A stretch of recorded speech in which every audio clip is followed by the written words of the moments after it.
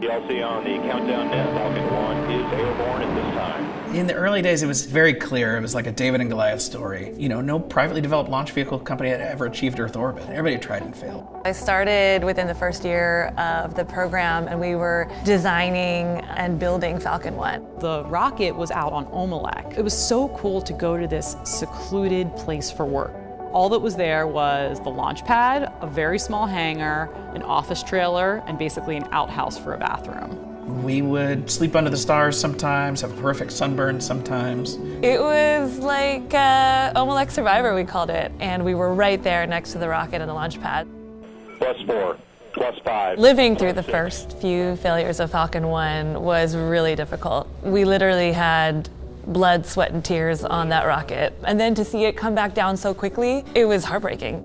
Flight 2 was disappointing because we made it almost all the way to orbit. We basically started spinning out of control once the vehicle was in space. But then Flight 3 was just so sad. To basically go through stage separation and then have the stages come back and recontact, that one hurt the most. We were essentially out of money at that time. We had had the 3 failures. But luckily, we had another kind of spare vehicle ready to go. We pushed super hard to get that vehicle ready. We rented a C-17 to fly the first stage and second stage over to Kwajalein instead of taking the 3 weeks on the barge. When we were landing, we heard a loud pop. We looked back and saw that the first stage tanks had sunken in.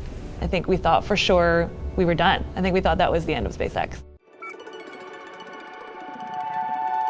We still felt like the underdogs. We still had everything to prove. So it was just like, nope, we're gonna fix it and we're gonna make this happen. 3 weeks later, I think we had the first successful flight of Falcon 1.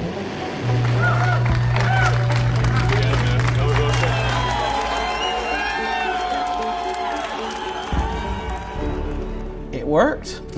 We buckled the stage on the way to Kwajalein, and we still managed to get that rocket to orbit. So that gave us good confidence moving forward that we'd be able to get anything to orbit. For me, it was like a dream come true because it was something that we had been working so hard for years, like since I started at SpaceX, and that we had seen so many failures for. I just felt validated and proud of the team for doing something that I think a lot of people didn't think was possible.